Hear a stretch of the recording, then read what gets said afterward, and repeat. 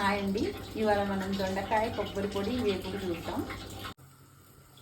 సరిపడా నూనె పోసుకుందాం అండి. ఆనియన్స్ వేసుకుందాం.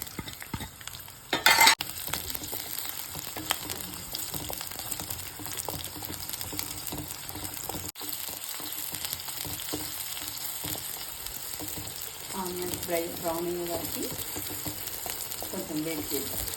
ఉల్లిపాయలు పచ్చగా దంచుకుందాం.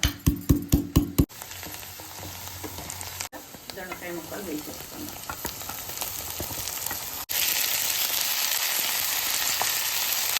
రెబ్బల పేస్ట్ వేసుకుందాం. పసుపు వేసుకుందాం. తగినంత కారం పొడి వేసుకుందాం.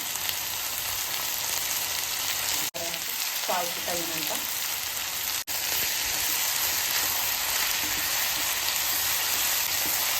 కలుపుకుందాం. ఫ్రై మంచి కలుపుకున్న తర్వాత కాసేపు దొండకాయ ఉడికేంత వరకు మూత పెట్టేసుకుందాం. ఇప్పుడు దొండకాయ ఉడికిపోయిందండి. కొంచెం ధనియా పౌడర్,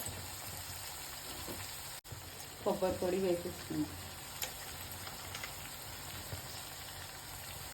ఒకసారి మంచిగా కలుపుకొని మళ్ళీ 10 నిమిషాలు మూత పెట్టేసుకుందాం. దొండకాయ ఫ్రై రెడీ అయిపోయిందండి.